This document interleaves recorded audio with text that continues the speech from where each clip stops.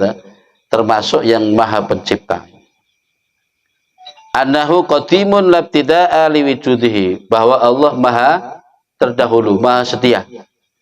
Jadi nggak usah pakai bahasa moronek ujuk-ujuk kono, nggak aja. Nek ujuk-ujuk kono tetap jenek kawitane. Pokoknya Allah ya ada gitu aja. Bahkan mungkin ya, Allah ada sejak atau sebelum kata ada itu ada. Gitu.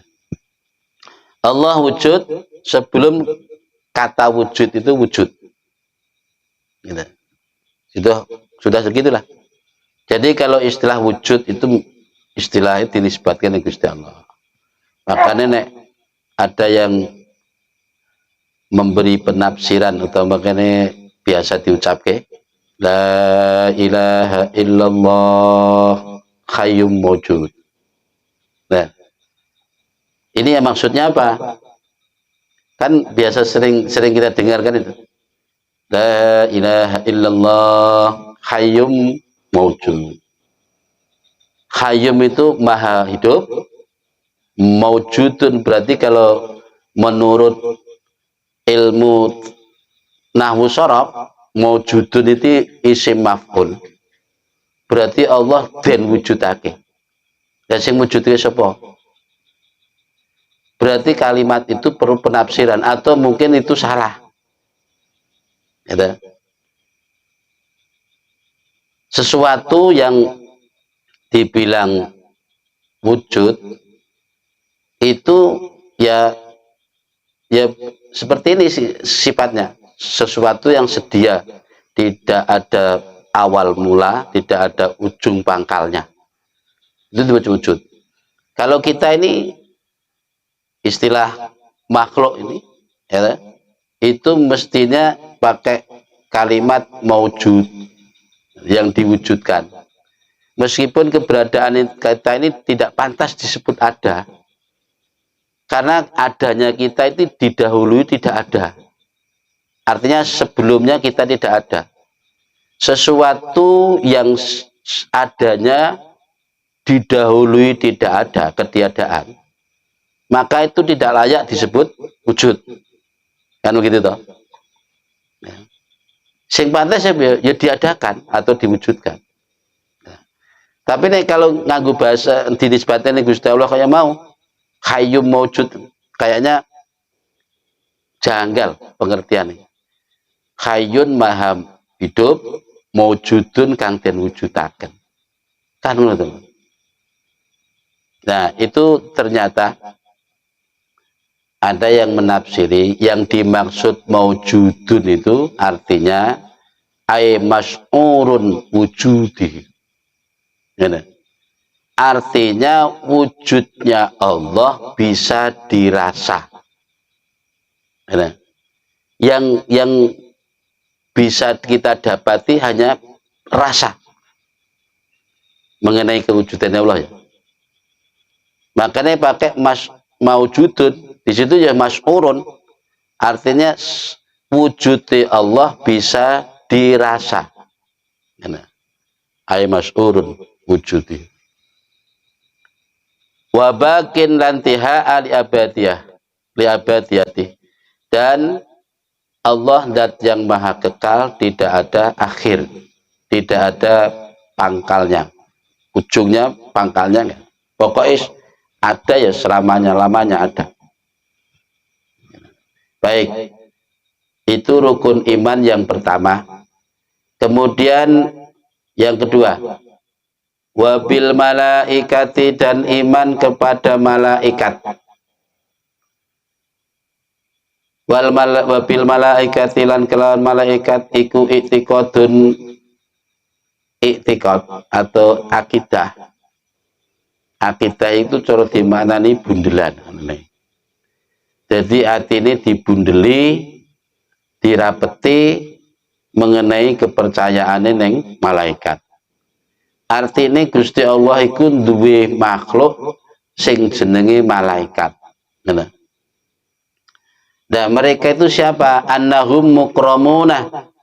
Mereka adalah makhluk-makhluk yang dimuliakan oleh Allah. La ya'sunallaha, yang tidak pernah maksiat kepada Allah. La ya'sunallaha, yang tidak pernah durhaka kepada Allah. Ma amarahum, terhadap apa yang diperintah Allah kepadanya, pada mereka. Wa yaf'aluna ma yu'marun, dan mereka selalu melaksanakan apa yang diperintahkan Allah. Shadiquna, mereka jujur, teman banget. Fima akhbaru bih, terhadap apa saja yang mereka beritakan. Pokoknya nek malaikat yang cerita nih, itu mesti bener ya. Karena tidak mungkin malaikat itu berbohong. Karena malaikat itu dimuliakan Allah, mereka tidak pernah durhaka kepada Allah, dan selalu melaksanakan perintah-perintah Allah. Ya memang dibikin begitu, gitu. Itulah makhluk Allah yang bernama malaikat. Dan kita harus percaya itu. Itu salah satu rukun iman. Percaya. Jadi mulai saiki imane dibundeli, ning ati dibundeli nek Gusti Allah ki duwe makhluk yang namanya malaikat. Sing sifat-sifatnya kaya ngono mau. Dimuliakan, tidak pernah durhaka, dan selalu melaksanakan perintah Allah. Baik. Nomor 3, wabil kutubi, dan iman terhadap kitab-kitab Allah, yaitu i'tiqadun annaha kalamullahil azali. Yang dimaksud kitab itu adalah kalam Allah di zaman azali dulu, al-qaimi, yang tegak, bidzati, kelawan dzati Allah, al-munazzihi, kang maha suci, anil harfi, dari huruf, wasyauti, dan suara.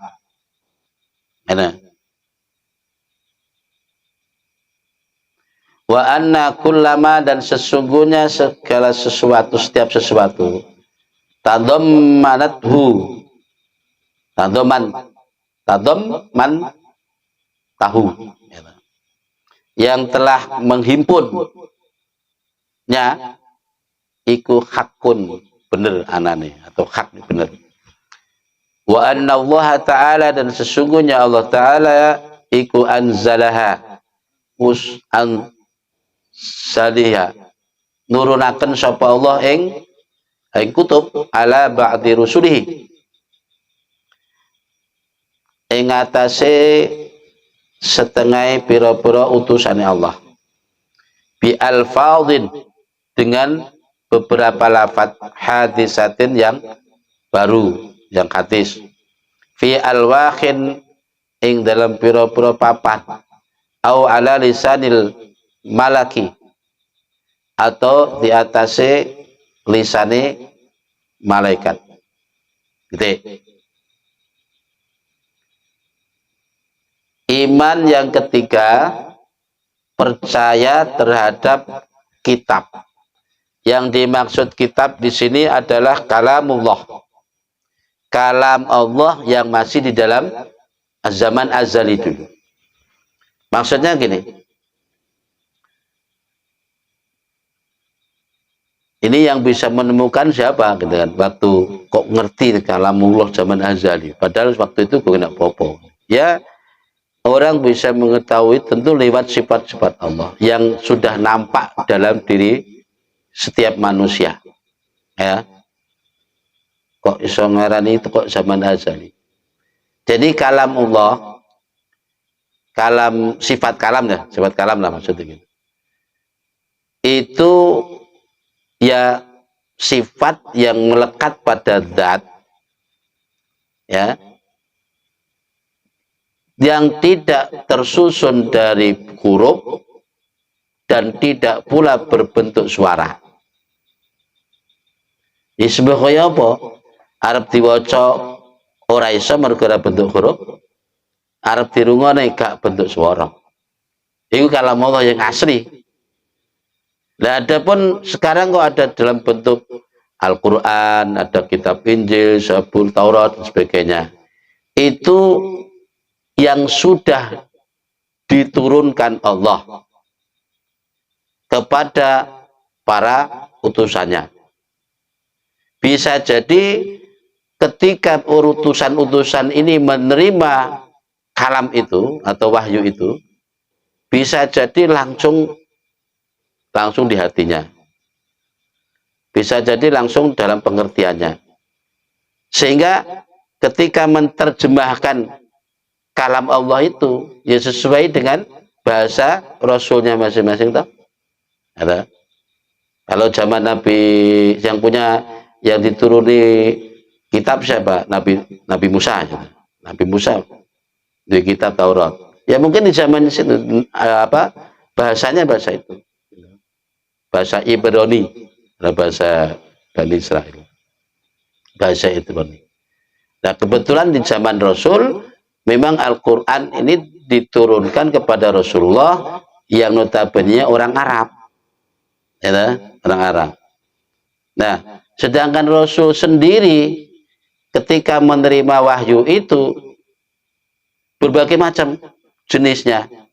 Ada yang wahyu itu diturunkan melalui malaikat Jibril.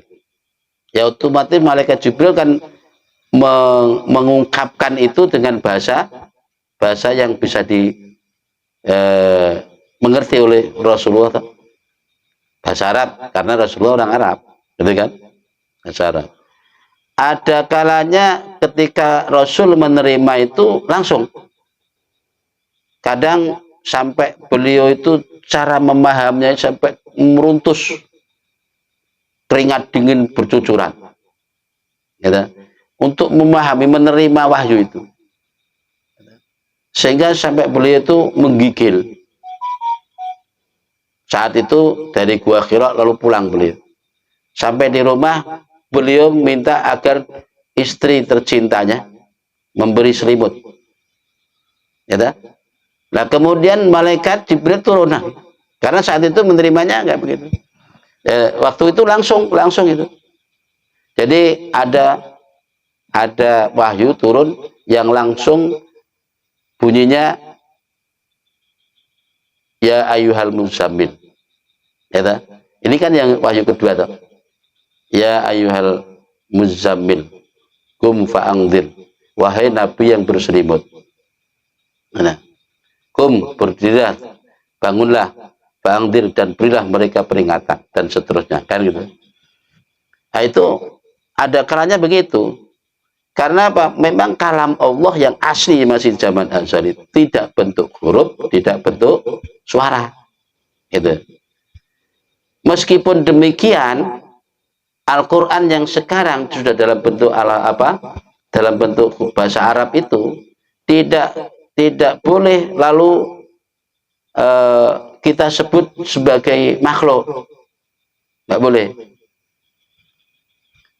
Barang siapa mengatakan Al-Quran sebagai makhluk, wah itu ya wallahu alam, ya kita nggak tahu. Ada yang mengatakan kufur, ada yang mengatakan. Meskipun Al-Quran sekarang ini ya nenek kertas yo makhluk atau kertas genah kertas ya, tapi tidak semata-mata langsung kita Al-Quran sekarang itu ya makhluk bikinan wong ya. Nek zaman Rasul belum ada itu. Jadi Al-Quran dikodifikasikan itu kan di zaman sahabat Utsman, gitu loh. Ketika itu sahabat Umar punya ide melihat kenyataan para sahabat-sahabat yang hafal Quran itu pada gugur dari medan perang. Kalau begini caranya nanti habis Al-Quran ini. Al-Quran yang ada di dada para sahabat ini. Nah, jadi zaman Rasul memang nggak ada tulisan. Itu pun kalau toh ada tulisan dulu nggak seperti ini. Orang Arab aja sekarang itu, orang Arab yang sekarang itu nggak bisa baca Al-Quran yang di zaman Utsman itu. Jadi belum ada harokatnya, belum ada titiknya.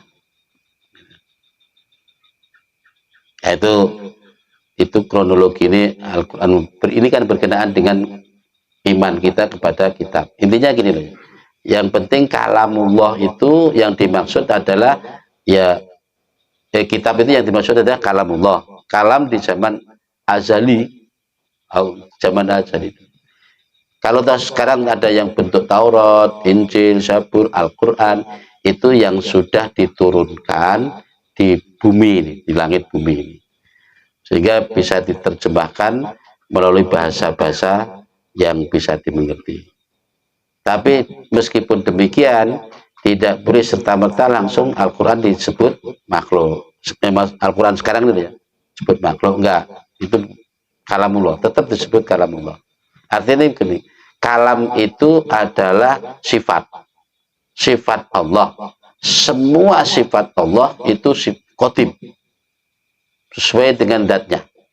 Ya, semua sifat Allah itu qadim, tidak boleh disebut makhluk, termasuk kalamullah. Ya, nah, kitab Allah banyak, termasuk lampiran-lampiran, suhuf itu. Nabi Ibrahim juga menerima suhuf. Suhuf itu lampiran-lampiran yang di situ juga berisi wahyu-wahyu kalamullah.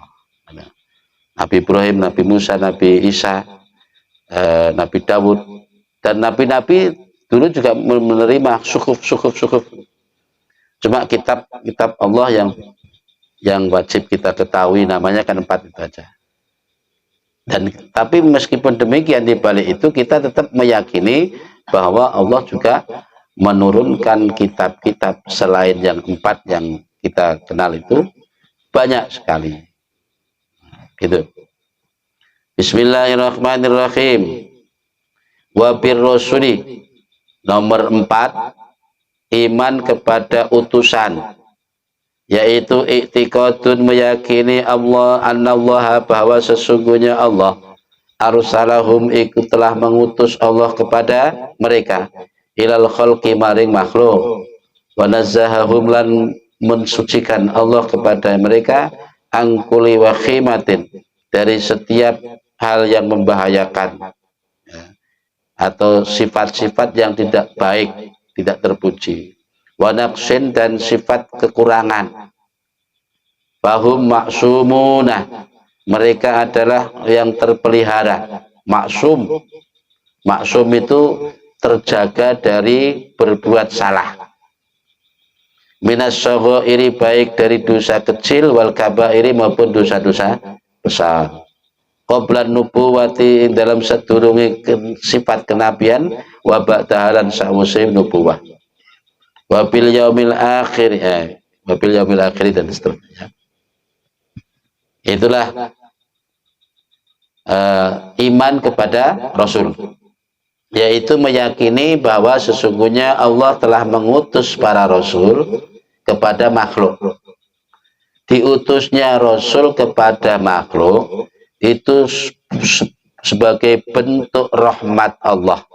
Makanya Rasul itu diutus rahmatan lil alamin. Itu jelas. Makanya jenenge rahmat diturunke, rasanya kita lah ya perlu bersyukur toh. Termasuk Nabi Muhammad diutus kepada umatnya, termasuk kita ini. Wajib kita untuk mensyukurinya, karena itu rahmat Allah. Dan mensyukuri piye, termasuk caranya dengan ya memperingati Maulidin, Maulid Rasul. Itu salah satu bentuk apa ya, nyukuri terhadap diutusnya Rasul kepada kita. Bisa kita bayangkanlah, sebelum Rasul datang diutus, ya, kayak di zaman jahiliyah lah, kayak apa? Kehidupan manusia hampir tidak ada aturan. Sing kuat ya menang, ya kan? Sing pinter ya menang. Itu yang terjadi. Jadi hukum rimba yang terjadi. Nah, karena manusia ini sebagai makhluk Allah yang dimuliakan, maka Allah pun mengutus seorang utusan juga dari jenis mereka sendiri. Ya, dari jenis menungso juga. Andaikan Allah mengutus Rasul untuk manusia, tapi dari jenis lain manusia, itu nanti malah beda urusannya. Umpamane kok sing diutus ki bangsa jin, atau malaikat, tentu ya beda masalahnya. akan beda. Bagaimana malaikat diutus untuk manusia, sedangkan malaikat itu siji ora ketok, dua sifatnya beda karo manusia. Malaikat nggak makan, nggak turu, nggak ngombe, nggak buju, nggak apa-apa, kan susah nanti. Umpama Gusti Allah pokoknya itu utusanku, mau nggak mau gitu, ya bisa jadi Allah begitu, gitu. Tapi kan tidak menunjukkan rahmat toh. Nah, makanya Allah kasihan kepada kita, sehingga dengan diutusnya Rasul dari jenis manusia pula, sehingga bisa ditiru, bisa diitba'i, bisa dipaham. Itu bentuk rahmatan dari Gusti Allah. Nah, mereka itu terpelihara dari perbuatan dosa, terpelihara dari sifat-sifat yang tercela atau tindakan-tindakan yang membahayakan, yang mungkin secara mata umum gak pantas. Itu sudah terpelihara. Itu sejak kecil, sejak sebelum jadi nabi pun sudah dipelihara. Memang begitu. Soalnya seorang rasul itu yang nantinya jadi panutan seluruh umat. Ada kesalahan sedikit pun nanti akan kelihatan. Wong-wong itu nek kadung ora seneng, kadang dikoreksi, diorek-orek sesuatu yang anak celah sitik, itu akan jadi bermasalah, sehingga buat alasan untuk tidak mengikutinya, kan gitu. Dan itu sudah dirancang Gusti Allah. Jadi nek wong Arab golek kesalahan Nabi gak enek, wis mulai dari kecil pun lah gak ada, karena memang sudah dipelihara Gusti Allah sejak dari kecil. Dan betul dari secara perjalanan Rasul tidak pernah melakukan perbuatan dosa sekecil apapun, apalagi dosa besar, dan terpelihara memang gitu. Karena ibaratnya gini, ini misi besar harus dibawa oleh orang yang memang benar-benar amanah. Kalau salah sedikit saja, orang mungkin punya alasan untuk tidak mengikutinya, gitu. Mbak ngono Kanjeng Nabi jek enek sing ora gelem ngikuti. Padahal Nabi ku bener-bener sifatnya terjaga sejak kecil. Nah, itulah para rasul. Tidak kurang lebih dari para rasul-rasul yang dulu ya begitu. Nah, sama saja. Cuma ya kita tahu bahwa Nabi kita adalah Nabi terakhir, Nabi pilihan, juga termasuk Sayyidul Anbiya wal Mursalin, sebagai pimpinan para rasul dan nabi terdahulu. Baik, rukun iman yang nomor 5, wabil yaumil akhir, iman kepada hari akhir. Disebut hari akhir itu yo akhir dino, karena setelah itu tidak ada hari lagi. Maksudnya matanya wis gak enek, matahari ini wis gak enek, sehingga orang ngitung hari itu kan karena ada matahari tuh.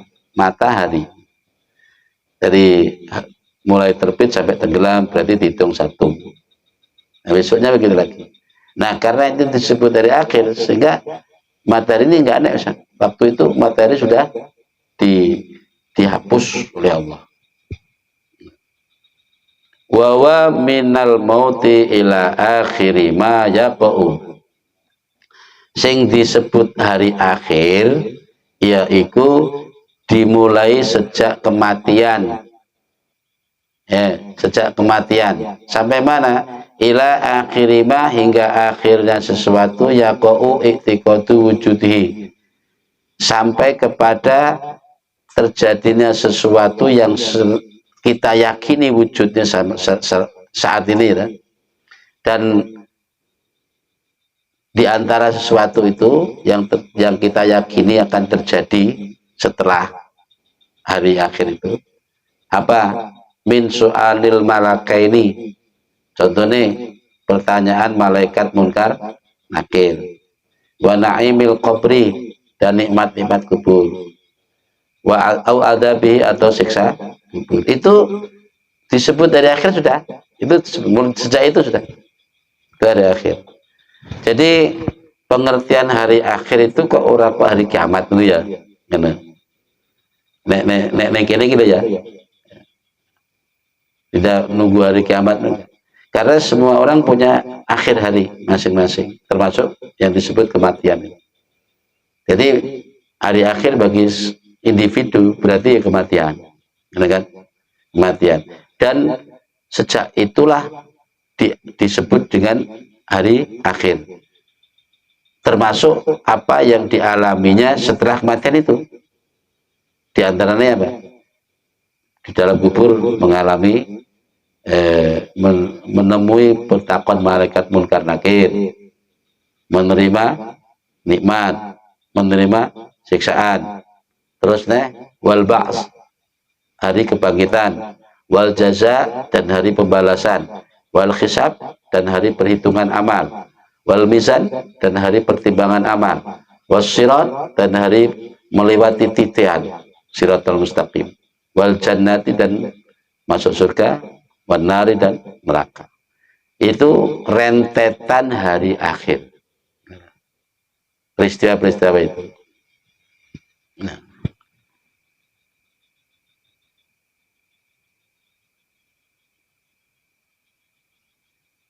Terus kalau di kitab dakwah itu kemarin sebutkan di antaranya di kitab mana, di kitab apa dulu, Fathul Majid, iman kepada Rasulullah, ya, percaya bahwa Muhammad Rasulullah sebagai utusan Allah. Mempercayai Muhammad sebagai Rasul berarti yang mempercayai segala apa saja yang disampaikan Rasul. Apa saja yang disampaikan Rasul, termasuk kabar-kabar berita yang sudah terjadi, yang sedang terjadi, bahkan yang belum terjadi, termasuk adanya datangnya kiamat, datangnya itu tadi rentetan itu tadi, hisab, pembalasan, pertimbangan amal, dan itu semua kan belum terjadi. Kita wajib percaya karena itu yang menyampaikan Rasulullah. Kalau kita percaya bahwa Muhammad sebagai utusan Allah, kita harus percaya itu karena itu yang disampaikannya. Nah, itulah. Nah, berkenaan sing mau mendutel kaya kok enek siksa kubur, enek nikmat kubur, enek pitakon malaikat munkar nakir, dan seterusnya. Kalau di dalam kitab Daqaiqul Akhbar, Fathul Majid kemarin disinggung juga soal itu. Ya dah? Orang sudah mati, jasad sudah ditinggalkan, roh kok ada pitakon barang, sing ditakoni sopo. Terus ada nikmat kubur, sing nikmat siapa? Ana siksa kubur, sing disiksa sopo? Wong jasad wis karuan nek basa. Ya dah? Nah, di situ diterangkan. Jelas. Dan itu kita harus percaya karena semua orang pasti mengalami itu. Kalau nggak dapat nikmat ya dapat siksa. Kalau soal pitakon munkar nakir itu semuanya mendapatkan pitakon. Tentu pitakon ini beda nek kalau koyo Kanjeng Nabi mosok kok Kanjeng Nabi pitakoni kan. Nggak mungkin saja. Mosok malaikat nakoni Kanjeng Nabi marobuka. Siapa Tuhanmu, siapa nabimu, kan ya nggak mungkin tak? Tentu ada khusus sendiri. Itulah iman yang ke-5, percaya terhadap hari akhir.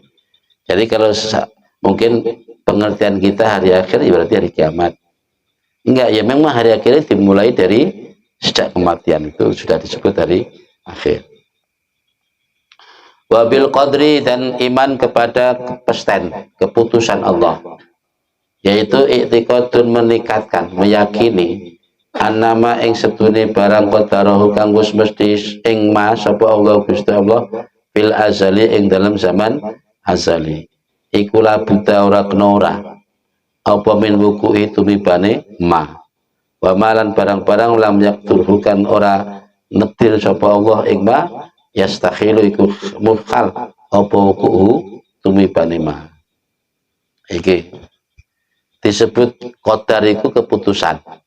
Keputusan yang sudah diputuskan Allah waktu di zaman azali. Zaman azali itu Pak, istilahnya gini. Zaman di mana Allah sendiri. Yang ada ya Allah tak. Belum ada apa-apa. Allah sudah merancang. Karena memang semua yang terjadi ini kan sudah dirancang di sana. Termasuk apa saja yang diputuski Allah terjadi, maka pasti terjadi. Dan apa saja yang tidak diputusi terjadi, ya mukhal terjadi. Mukhal terjadi. Semuanya yang terjadi ini, yang berjalan ini, berarti sudah dari sananya. Itu di zaman azali. Itu disebut qadar. Dan kita harus percaya khairihi wa syarihi, baiknya maupun jeleknya, semuanya kita wajib percaya. Berarti semua yang kita bisa saksikan di muka bumi ini, ya, apa yang nampak oleh mata kita, yang ada di depan kita ini, itu semua adalah sudah takdir dari sana. Kodok utari Gusti Allah. Sing elek sing apik iso kono kabeh. Terus qabla khalaqal khalqa, sebelum Allah menciptakan makhluk. Wa anna jami'al kainati, dan sesungguhnya semua yang ada ini, kainat yang ada, iku biqadaihi, kelawan keputusannya Allah, wa qadarihi, lan ya keputusannya Allah. Qadar itu ketentuan. Keputusan ketentuan yang sepodoh lebih ya. Pokoknya semuanya sudah diputuskan di sana dulu.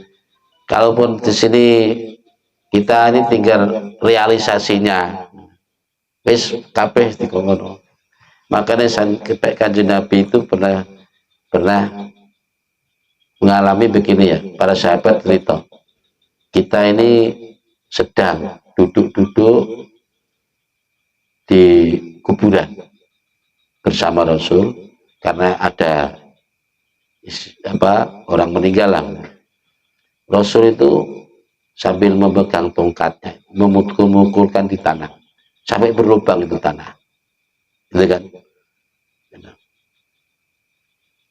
Terus tiba-tiba Rasul itu bersabda begini, sesungguhnya tidak ada satupun dari kalian kecuali sudah ditentukan tempatnya besok di akhirat, tempatnya di surga atau di neraka. Jadi tidak ada satupun manusia kecuali sudah ditentukan, entah itu di surga atau di neraka. Semuanya sudah ditentukan. Nah akhirnya para sahabat bingung tuh. Loh, kalau semuanya sudah ditentukan, iki neraka iki swarga, terus untuk apa kita suruh beramal ya Rasul? Kalau begitu kita nggak usah beramal, karena sudah ditentukan semua. Apa jawab Rasul? I'mal kullun muyassirun lima khuliqalah. Ya sudah, tetap kamu beramal, karena sesungguhnya setiap manusia itu dipermudah untuk beramal sesuai dengan penciptaannya. Artinya begini, kalau orang ini, si A ini diponis, dulunya sudah di zaman Azali sudah ponis neraka, ya, maka di dunia, di alam realisasi ini, dilala dia juga dimudahkan Allah untuk melakukan hal-hal yang menjurus kepada neraka. Kulun muyasirun, semuanya akan dipermudah sesuai jurusannya masing-masing. Begitu juga yang diponis swarga, ya nanti dimudahkan. Dalam yang dunia ketika direalisasikan di dunia ini, dilala dia juga dipermudah oleh Allah untuk melakukan amalan-amalan yang menjurus kepada surga. Makanya Kanjeng Nabi pesennya i'malu, tetap beramal, tetap beramal. Nah makanya dari hadis itu tentu membuka kesadaran kita. manusia di saat dia diposisikan di posisi yang umpamanya disalahin. Umpama dulu aku kok hidup dalam terjerumus dalam dunia hitam gitu. Dia segera sadar bahwa oh ini berarti kok arahnya ke sana. Nah, arahnya ke sana ini. Kok aku malah dipermudah dengan urusan-urusan maksiat. Sadar tuh ya. Dari hadis itu berarti sudah sadar. Nah, begitu juga di saat seseorang diposisikan di tempat yang mungkin menurut pandangan kita di tempat yang benar, kayak ya ahli ibadah, ya tukang menuntut ilmu dan sebagainya. Anggapan dia di tempat yang posisi yang benar. Itu pun juga jangan serta-merta langsung merasa bangga, merasa wah, merasa. Maksudnya konteks hadis itu ke situ arahnya, gitu loh ya. Membuat orang jangan sampai wah, karena apa? Bisa jadi orang yang seumur-umur hidupnya untuk beribadah, sehingga andaikan dinilai itu dia dengan surga tinggal sejengkal. Tapi kodok dari Allah dulu sudah mendahului dia masuk neraka. Ya, bisa jadi begitu. Ada kalanya orang yang mungkin dari awal jelek, dari jahat, ya, di tengah-tengah dia tobat, ya, terus karena putusan Allah di sana dulu orang ini tetap diputus neraka, dilalah di akhir-akhir hayatnya dia ya melakukan hal yang buat neraka. Itu yang kita takuti kan begitu toh. Nah kita sekarang ini juga begitu, tidak akan tahu toh kita ini sebetulnya diputusi di mana. Itu dulunya. Makanya Nabi tetap mewanti-wanti kita, yang penting beramal. Gitu. Ya nek kaya ngene iki ya menurut kita ya bisa kita nilai itu hal-hal yang memudahkan kita menjurus kepada surga. Muga-muga iki bertondo, ngene ta? Ngene lho maksudnya. Tapi jangan lalu kita wah toh bongkrok ngono. Sehingga memandang sebelah mata bagi kelompok-kelompok yang diposisikan di sana. Gitu. Intinya hadis kan arahnya ke situ. Gitu. Baik, itulah rentetan rukun iman yang mesti harus kita tanamkan di dalam hati kita. Mulai dari iman kepada Allah, kepada malaikat, kepada kitabnya, kepada para rasulnya, pada hari akhir dan pada qada dari Allah. Jadi apapun yang kita alami sekarang ini ternyata dulu sudah diputuskan oleh Allah. Itu aja. Baik, kita lanjut. Bismillahirrahmanirrahim. Wa akhraja lan nutuake sapa Ahmad Imam Ahmad wal Hakim Imam Hakim.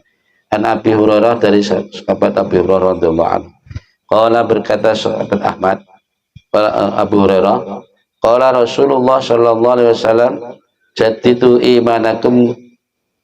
Jaddidu, ini sabda Rasul, perbaharuilah oleh kalian imanakum akan iman kalian.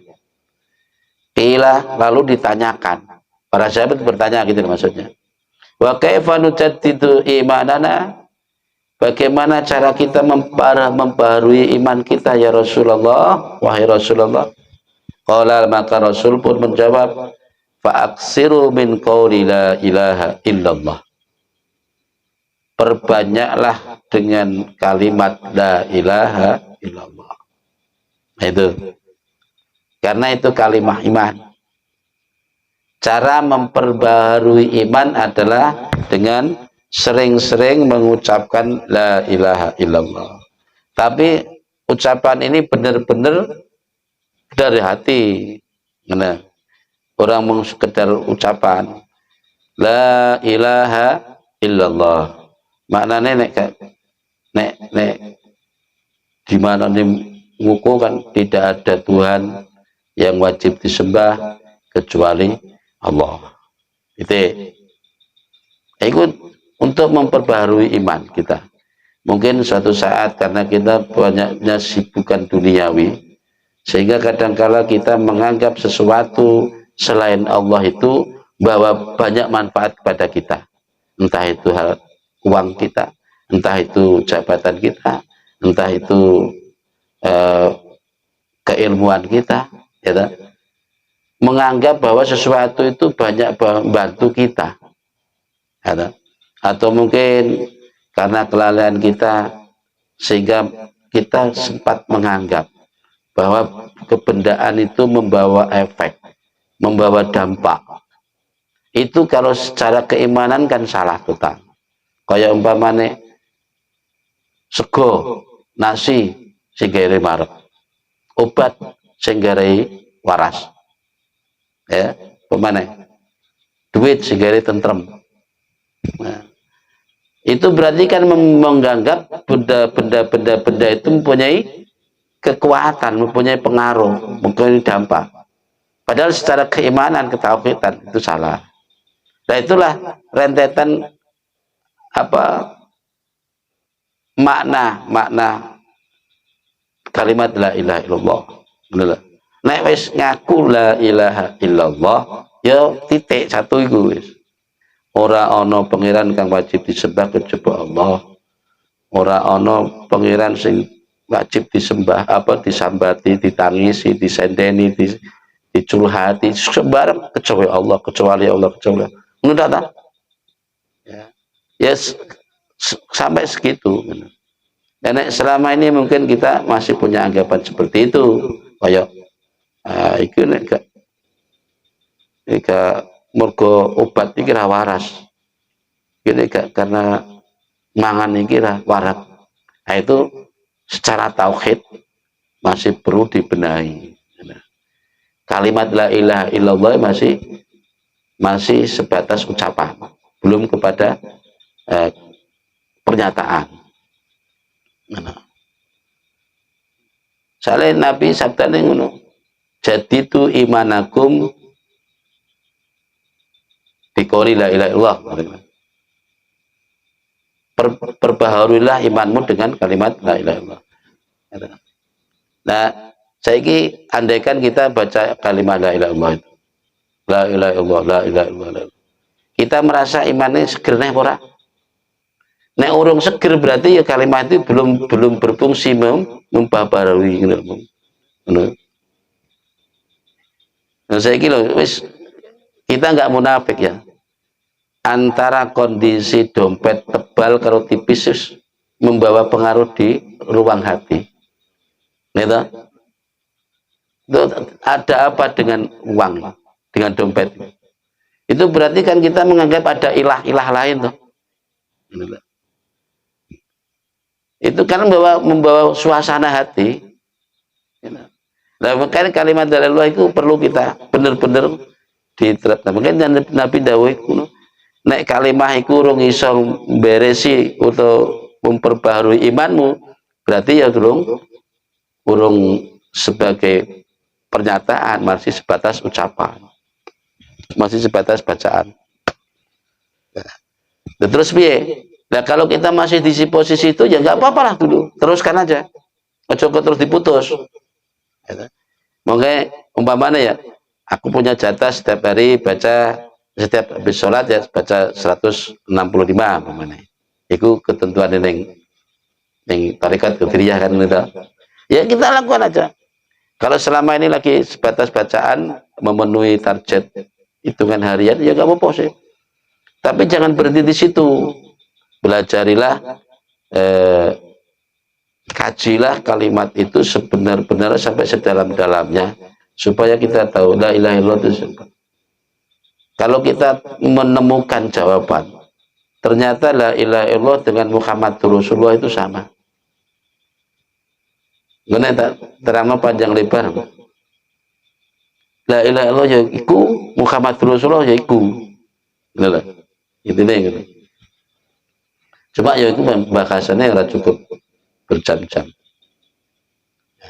Jadi mari perbanyak kalimat itu. Sampai kanjeng Nabi ngono ya. Terus wasyekhani an Utsman bin Malik inna Allah qad harrama 'alan nari man qala la ilaha illallah yabtaghi bidzalika wajha Allah. Nah, inilah dahsyatnya kalimat la ilaha illallah. diriwayatkan oleh Syekhoni. Syekhoni itu Syekh Luru. Yang dimaksud Syekh Luru itu dalam kitab hadis yaitu Bukhari, Muslim. Bahasanya Syekhoni. Dari Utsman bin Malik berkata beliau bahwa sesungguhnya Allah mengharamkan masuk neraka bagi orang yang mengucapkan kalimat la ilaha illallah yang bermaksud hanya kepada Allah semata. Dia mengucapkan itu ya murni sing ditunjuki Allah, tidak tendensius, tidak ada maksud lain. Sampai segitu dahsyatnya kalimat la ilaha illallah itu. Saya ingin orang yang mungkin umurnya 80 tahun dikai maksiat tok. Gitu. Seumur itu dikai maksiat tok, gak pernah ibadah. Sekali orang itu ngucap la ilaha illallah atau asyhadu an la ilaha illallah, murni masuk Islam. Hanya ngucap kan? Bingung kan menurut keterangan. Nah, dahsyatnya. Artinya dengan kalimat itu dosa sing sakmono mbane gak dianggap ya dihitung sing bene, tapi kan dia sudah berubah status. Langsung jadi muslim. Jadi imam. Itu dahsyatnya kalimat la ilaha illallah. Nah, makanya kemarin pernah tak singgung dalam kesempatan yang lain. Kalimat la ilaha illallah itu kalau kita waca basa Jawa, bahasa kita lah, tidak ada Tuhan selain Allah, tidak ada Tuhan selain Allah. Itu kalau kita amati, lah ikulah baru bahasa iklan toh. Kalam kabar aja, kabare gak ono pengiran kejaba Allah. Bagaimana kita perlu kalimat itu, neh ketemu kalimat itu, gak ono pengiran kejaba Allah, gak ono pengiran kejaba Allah. Kan sebatas iklan ini. Sebatas kalam kabar. Nah, kalau kita penasaran ingin mengetahui lebih dalam, ya bakas itu. Pernah saya contohkan kan, bahasa iklan aja kayak macamnya warung lah, warung bakso urat atau kuyang lidah. Kan gitu toh. Setiap kita lewat pasti baca begitu. Setiap lewat kita baca. Gitu. Kita nggak tahu dalamnya ada apa sebetulnya dengan kuyang lidahnya itu apa sih maksudnya, kan? Nah kalau kita penasaran ingin tahu ya masuk lah. Sebetulnya ada apa? Kok kuyang lidah barang ini? Nah begitu masuk kita buktikan, pesan di situ ada makanan bakso itu, benarkah kuyang lidah itu? Nah setelah itu, ya sekali kita pesan, kemudian kita mendapatkan itu pesanan, lalu kita makan, dari yang kita makan itu apa yang kita dapati? Pesanan makanan bakso kah apa, yang perlu kita dapati adalah rasa, ya, yang kita dapati rasa. Nah kalimat ini juga demikian. Kalau kita ingin mendalami itu, ya masuklah. Berarti masuk warung, buktikan betul. Karena benarkah tidak ada Tuhan selain Allah itu? Benarkah? Masuk gali dulu pahala. Nanti ada pembahasan khusus kalimat la ilaha itu ada. Ya, karena kalimat itulah yang mengandung sifat 20 itu. Kata la ilaha illallah Muhammadur Rasulullah. Itu sifat 20 itu ada di situ semua. Mulai wujud, kita bakok, mukhalafat sampai kaunuhu, minta kalimat. Ada di situ. Nah, makanya ya perlu dipelajari lah. Perlu dipelajari. Baik kita singgung sedikit. Bismillahirrahmanirrahim wa bani Asakir, dan dari sahabat Asakir an Ali radhiyallahu anhu, dari Sayyidina Ali radhiyallahu anhu wa karamallahu wajhah, anin Nabi, dari kanjeng Nabi sallallahu alaihi wasallam, hadatsani Jibril, Nabi bersabda begini, Jibril telah menceritakan kepadaku, Qala berkata Jibril, yaqulu bersabda, berfirman. Jadi Nabi diceritani Jibril. Jibril diceritani dawuh kan Gusti Allah. Ini jenenge hadis qudsi. Yaqulullah taala, Allah berfirman, la ilaha illallah khisni faman dakhalahu amanah.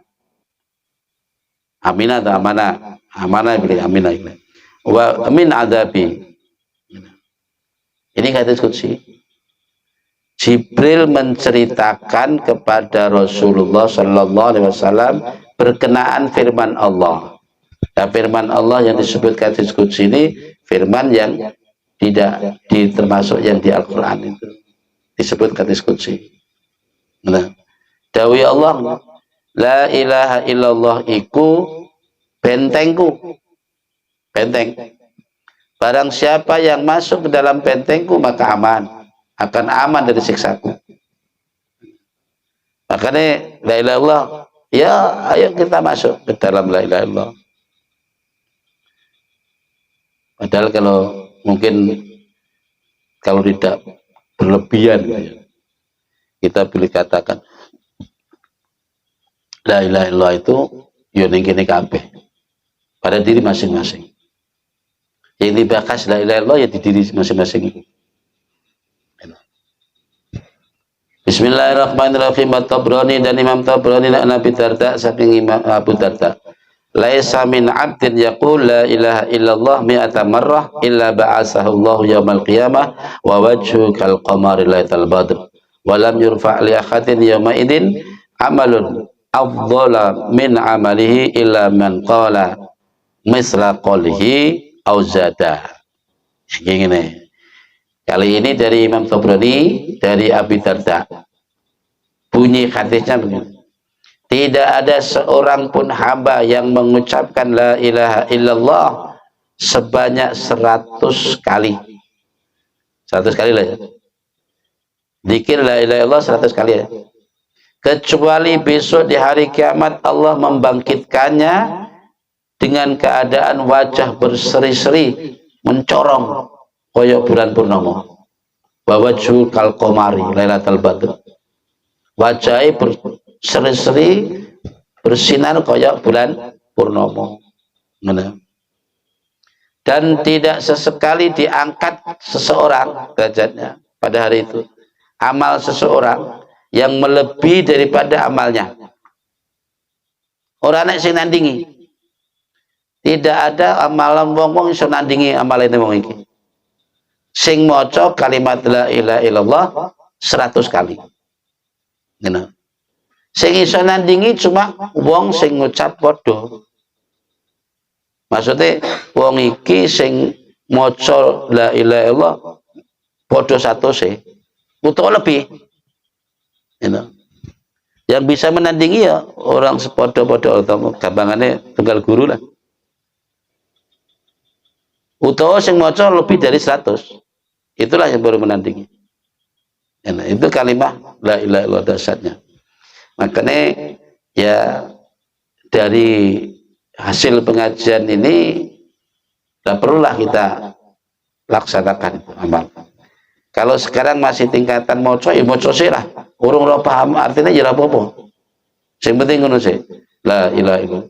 Karena bahasa ini kan yakulu atau kola. Kola itu kan bisa dikata ngucap. Barang siapa yang mengatakan la ilaha illallah, ya sudah, ucapkan aja. Syukur-syukur sampai bisa memahami betul apa arti yang terkandung di dalamnya. Bismillahirrahmanirrahim. Ibnu Majah Ummi Hani dari Ibnu Majah, Ibnu Majah juga menceritakan dari Ibnu Hani. Artinya begini. La ilaha illallah la yasbiquha amalun wa la tatruku dhanban. Nah, ini dahsyat mana ya? Ini kalimat la ilaha illallah itu tidak ada sesuatu yang bisa menyelipnya. Tidak ada amalan yang bisa mendahuluinya. Arab nyalip gak bisa amalan apa is? Dan kalimat itu tidak menyisakan dosa. Maksudnya bagi yang membacanya, yang menyatakan kalimat itu, amalannya tidak bisa diselip orang lain. Gara-gara la ilaha illallah itu. Dan dosanya nggak ada tersisa. Kalimat itu nggak menyisakan dosa. Luar biasa. Ini apa itu dari kalimat la ilaha illallah yang mungkin. Wa Tirmidzi wa Nasa'i an Jabir afdhalu dzikri la ilaha illallah wa afdhalu du'a alhamdulillah. Ini afdhalu dzikri la ilaha illallah. Sebaik-baik zikir adalah la ilaha illallah. Dan sebaik-baik doa alhamdulillah. Dan doa apa? Alhamdulillah. Karena alhamdulillah itu sebagai ungkapan yang murni. Ya, alhamdulillah itu kan pujian. Ketika hamba mengucapkan alhamdulillah, Allah menjawab. Menjawabnya negeri malaikat. Lihat malaikat, itu loh, hambaku telah memujiku, maka aku pun juga akan memujinya. Wa Nasa'i an Abi Sa'id Al-Khudri an-Nabi sallallahu alaihi wasallam qala Musa alaihi salam ya Rabbi alimni syai'an adhkuruka bihi qala. Jadi ceritanya panjang, ini langsung tak artikan aja ya. Nabi Musa itu sampai penasaran, ya Allah tolonglah ajari aku sesuatu yang untuk berzikir kepadamu supaya aku ingat engkau terus ya Allah. Maka Allah berfirman kepada Musa, Qul la ilaha illallah. Ucapkan olehmu wahai Musa kalimat la ilaha illallah. Dan Nabi Musa itu awalnya sih mandang enteng ini dengan kalimat ini. Faqala ya Rabbi kullu ibaduka yaqul hada. Kullu ibadika yaqul hada. Ya Rabbi wahai Tuhanku, kalau kalimat itu semua orang mengucapkan ya Rabb. Maksudku innama uridu syai'an takhussuni bihi. Maksud saya berilah aku sesuatu yang khusus. Nabi Musa itu sempat memandang ramai ini. Ya kalau itu semua orang bisa mengucapkan ya Allah, tolong beri aku yang khusus lagi. Akhirnya Allah berfirman, ya Musa, lau anna samawati sab'i wa amiruhunna ghairi wal ardina sab'a ju'ilat fi kafatin wa la ilaha illallah fi kafatin lamalat bihinna la ilaha illallah. Allah berfirman kepada Musa. Nabi Musa dikasih kalimat itu kan kayak gak terima gitu. Kurang. Malah kalimat itu agar gua ngucap ya. Gak istimewa ya Allah. Kasih yang istimewa. Allah lalu berfirman, wahai Musa, andaikan langit seisinya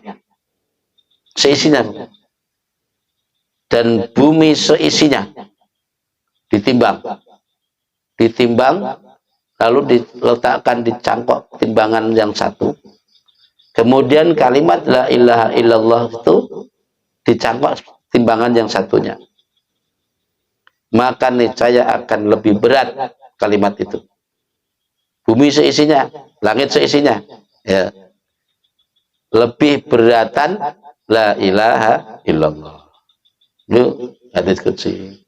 Makanya syukur kita masih diberi kesempatan untuk mengenal itu, meskipun saat ini masih sekedar ya, kalau yang sudah punya zikir rutin hari-hari ya itu diistiqomahkan sambil kita mencari tambah pengetahuan dengan kalimat itu. Baik. Wa Abu Ya'la an Abi Bakrin radhiyallahu anhu. Dan sedikit wa an dzurriyyatihi alaikum bila ilaha illallah wa istighfar wa aksiru minhumah fa innal iblisa qala ahlaqtun nasa bidzunub ahlaquni bila ilaha illallah wa istighfar. Jadi gini, Ini dari Abu Ya'la dari Abu Bakar radhiyallahu anhu, dari keturunan-keturunannya Nabi Abu Bakar berpesan gini, alaikum bila ilaha illallah, artinya alaikum itu jagalah atau kalian harus membaca la ilaha illallah ini dan baca istighfar, perbanyak itu, banyaklah baca istighfar dan kalimat la ilaha illallah. Mengapa demikian? Karena iblis selalu berkuar-kuar berkata, aku telah menghancurkan manusia dengan berbuat dosa. Pokoknya tak godong ngelakuin dosa terus. Mereka banyak yang tergelincir. Tapi mereka justru menghancurkanku dengan kalimat la ilaha illallah dan kalimat istighfar. Mana? Jadi dengan dua kalimat ini manusia bisa menghancurkan iblis. Falamma ra'aitu dzalika, ini iblis enggak terima lagi. Ketika aku mengetahui yang demikian, ahlaktuhum bil ahwa, maka aku hancurkan mereka dengan hawa. Wahum yakhsabuna annahum muhtadun, sehingga mereka menyangka bahwa mereka mendapatkan petunjuk. Ini hati-hati. Ini pernyataan iblis. Iblis terang-terangan aja. Iblis terang-terangan. Aku ki nggodho menungso sampai berhasil. Mereka hancur. Maksudnya sing mau tekun ibadah tak godho, tak kumpulno wong-wong sing minum, akhirnya melok minum. Hancur.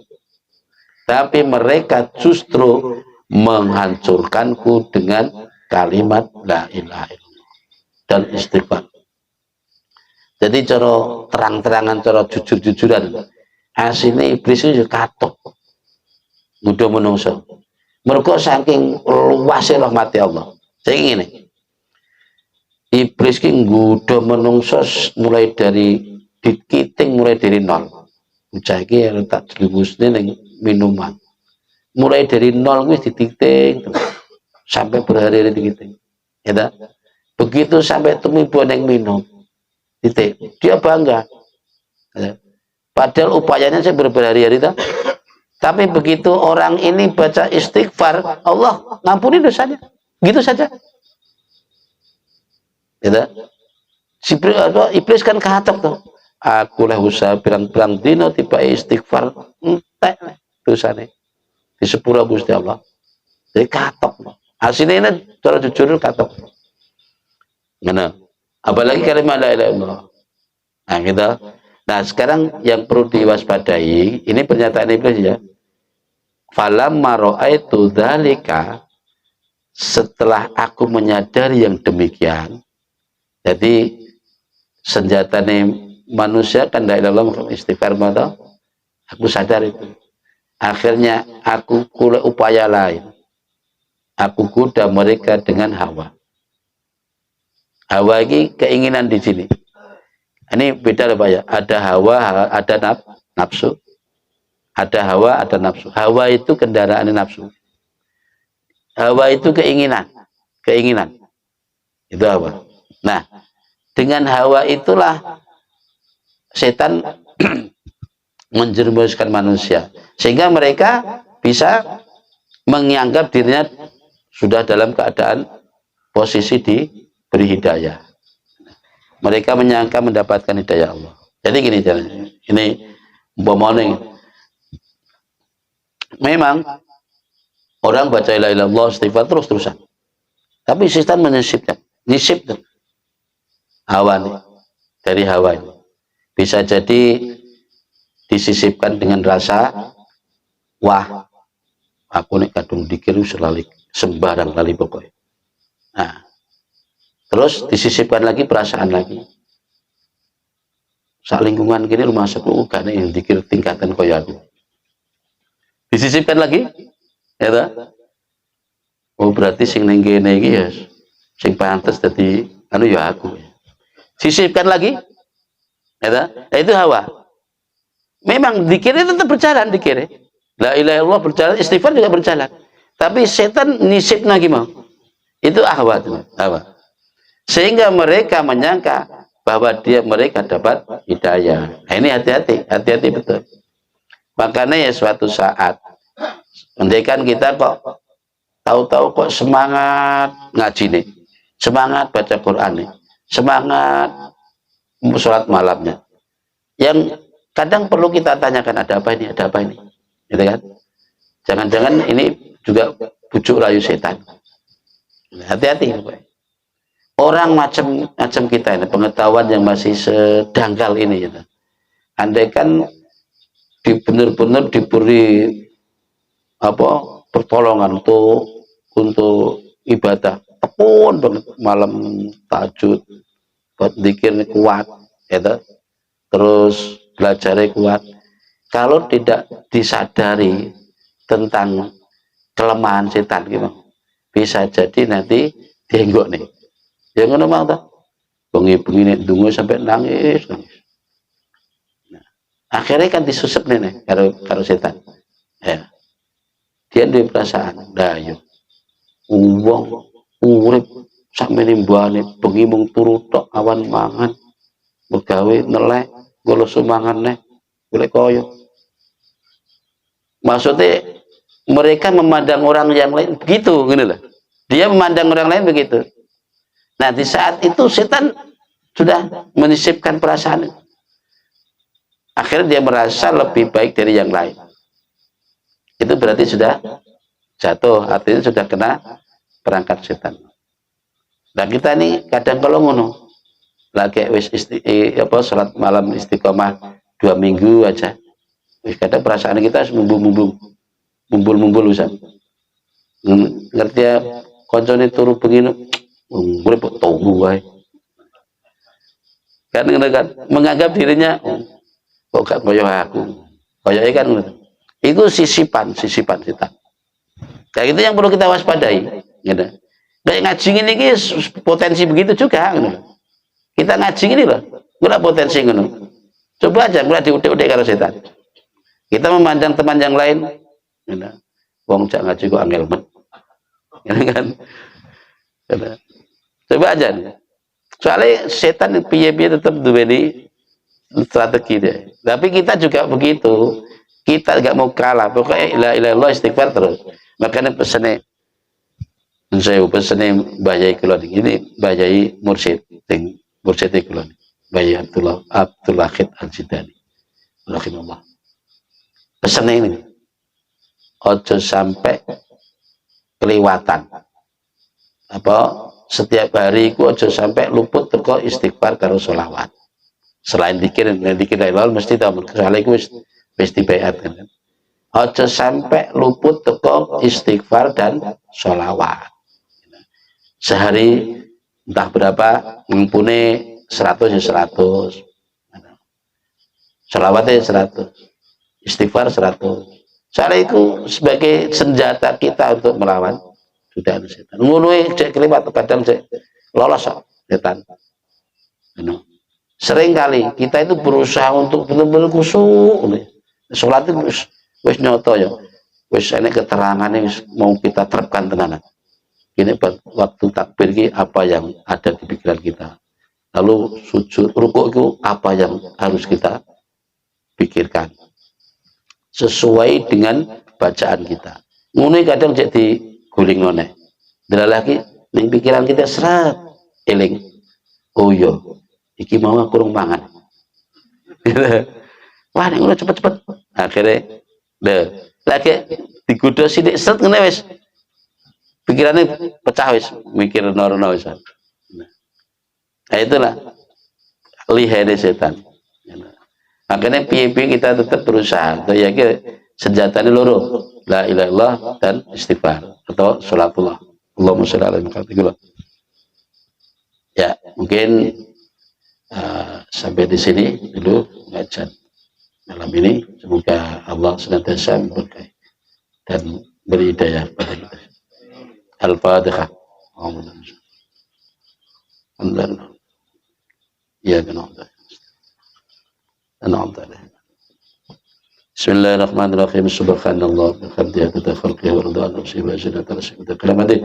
Subhanallah bihamdihi adada khalqihi wa rida nafsihi wa zinata kalamatihi. Subhanallah bihamdihi adada khalqihi wa rida nafsihi wa zinata arsyih wa kalamatihi. Subhanallah bihamdihi adada khalqihi wa rida nafsihi wa zinata kalamatihi. Subhanallah bihamdihi adada khalqihi wa rida nafsihi wa zinata kalamatihi. Subhanallah bihamdihi adada khalqihi wa rida nafsihi wa zinata kalamatihi. Subhanallah bihamdihi adada khalqihi wa rida nafsihi wa zinata kalamatihi. يا ربي بالمصطفى بلغ مقاصدنا واغفر لنا ما مضى يا واسع الكرم بالمصطفى بلغ مقاصدنا واغفر لنا ما مضى يا واسع الكرم يا ربي بالمصطفى بلغ مقاصدنا واغفر لنا ما مضى يا واسع الكرم سبحانك اللهم وبحمدك أشهد أن لا إله إلا أنت أستغفرك وأتوب إليك. السلام عليكم ورحمة الله وبركاته.